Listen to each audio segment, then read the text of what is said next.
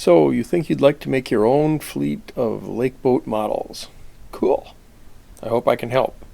Just remember that this isn't the only way to do things, it's just the way that I do things. So, that doesn't mean it's right, doesn't mean it's wrong. It just means that maybe I can pick up some tips from you or you can pick up some tips from me.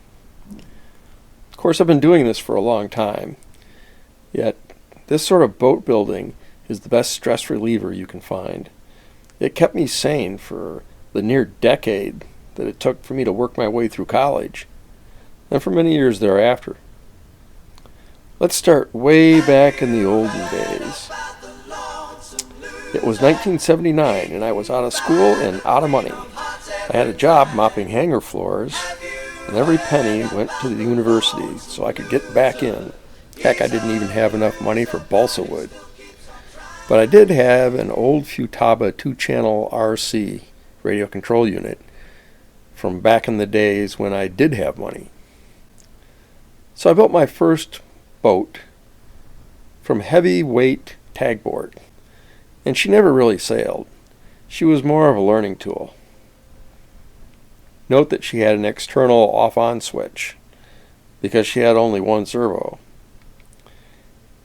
She also had a really crappy self-unloading rig and a masthead light.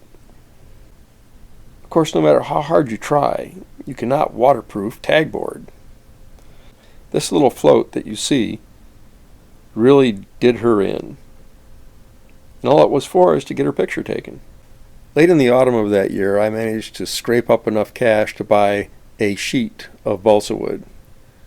From it, I built this little boat, the Eston. She was the first of my boats to actually sail. But her beam, or her width, was just 2.3 inches, and it made her unstable. She was only 14 inches long. She did, however, have a mast light. Apparently, I figured somewhere, somehow, I would be doing a lot of night sailing. I didn't. After paying my way back to college for a single trimester, I came back home to get another job in the spring, and in 1980 I built the I. Irving Davidson. As a single-channel boat, she ran fairly well. She was 27.25 inches long.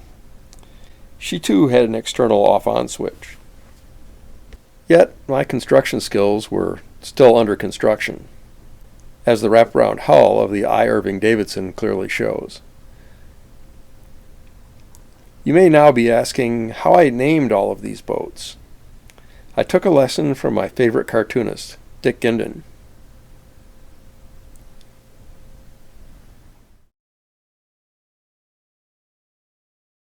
Next off the builder's ways was the J.R. Murphy. She was nearly 60% wider than the Davidson, but ran very low astern. Here you can see standing water on her aft deck. Thus, I learned about scuppers. My last boat for 1980 was the Charles Collins. I wanted to build that big boat. She was pretty big, 41.5 inches long, and used up the rest of my balsa wood budget for 1980. I learned here that a bigger boat means bigger motors, bigger batteries, and bigger bills. Additionally, she was hard to transport and hard to store. Between the spring of 1979 and the spring of 1980, I built 1, 2, 3, 4 boats. Then I sat down and decided to refine my building skills and come up with a manageable size. Thus was born the R.W. Sumner. She was just 20 inches long, and I used her to work out new methods. I also gave her this windbreak that was removable. She was the first of my boats to have a scale. I never got the hang of scales. 1 to 96, 1 to 144, and so on. When you're working with boats, those formulas just get nuts. So I came up with my own scales. Very simple. 10.0 inches equals 100 feet. 5.185 inches equals 100 feet. 3.27 inches equals 100 feet. Thus, I can build different types of boats and store them well, they handle well, they work well with my radio equipment. It works for me. By 1983, I got more into modeling actual boats. The first was the Yosemite. By 1984, my skills were getting fairly good. It was then that Chief Russell Pank hired me to build a model of his boat, the Sam Lod. The following year, 1985, Captain Don Gaeta of the Huron Cement Company hired me to make the John W. Boardman for him. By the way, I do not build for hire anymore. I only build my own boats.